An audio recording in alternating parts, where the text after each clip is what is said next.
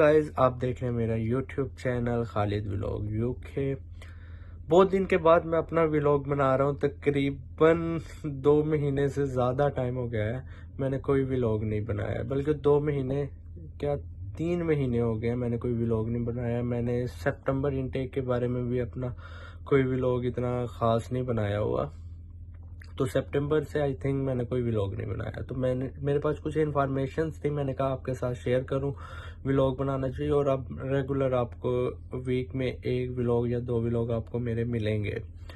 तो इंफॉर्मेशन मेरे पास बेसिकली ये थी कि जो स्टूडेंट अभी जनवरी इनटेक में आ रहे हैं तो इमिग्रेशन उनके साथ किस तरह से पेश आ रही है, और फिर उनको अकोमोडेशन ढूंढने में, जॉब ढूंढने में क्या क्या परेशानीज आ रही हैं, क्या यूके अब वर्थेबल है या नहीं। जो अभी नेक्स्ट सितंबर में आएंगे, जो फरवरी या मार्च इनटेक जो कुछ यूनिवर्सिटीज़ का होता है वो आ रहे हैं, तो उनके लिए वर्थफुल है भी कि नहीं। पहली बात तो ये है कि यूके हर रोज़ कोई ना कोई नया एक कानून बना रहा है, बहुत ज़्यादा स्ट्रिक्ट हो रहा है, क्योंकि कोरोना टाइम में ना यूके की जो इकोनॉमिक थी ना बहुत ज़्यादा डाउन हो गई थी, लेकिन अब उनकी रिकवर हो गई। अब उनको मज़ीद पैसों की ज़रूरत नहीं है।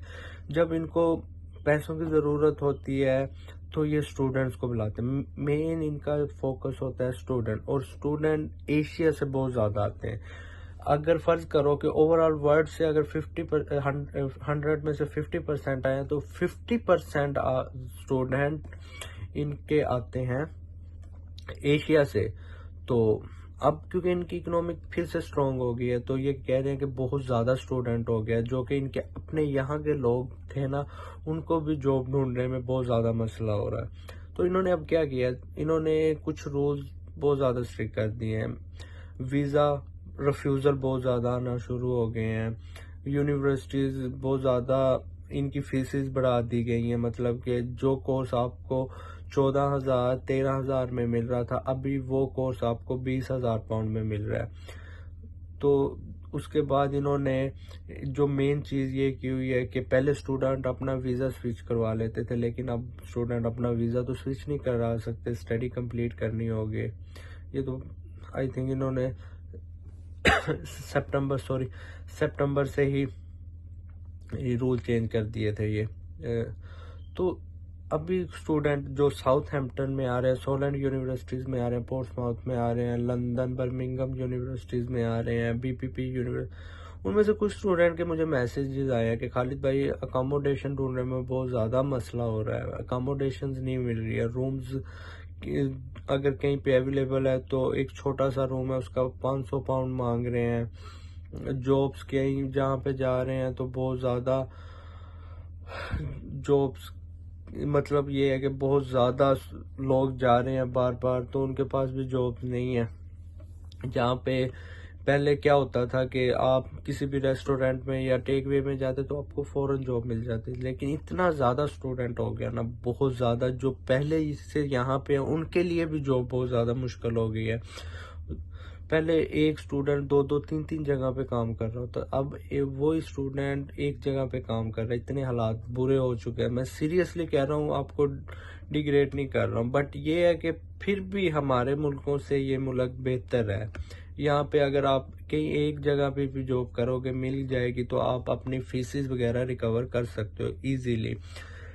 आपको मतलब कि घर से पैसे मंगवाने की ज़रूरत नहीं पड़ती है। 20 आवर्स बेसिकली अलाउ होते हैं, लेकिन स्टूडेंट 20 आवर्स के अलावा भी कहीं ना कहीं कैश इन हैंड पे कोई ना कोई काम कर लेते हैं। लेकिन इस बारे में यूके की गवर्नमेंट भी थोड़ी सी स्ट्रिक्ट होती जा रही है। कैश इन हैंड वाली जगहों पर छापे भी मारे जा रहे हैं, काफ़ी स्टूडेंट रिपोर्ट्स हो रहे हैं। पहले स्टूडेंट क्या करते थे कि किसी का अकाउंट बाय करके उस पर डिलीवरी वगैरह कर रहे थे, अब इसमें भी बहुत ज़्यादा इनको प्रॉब्लम फेस आ रही है, क्योंकि यूके बहुत ज़्यादा स्ट्रिक्ट होता जा रहा है।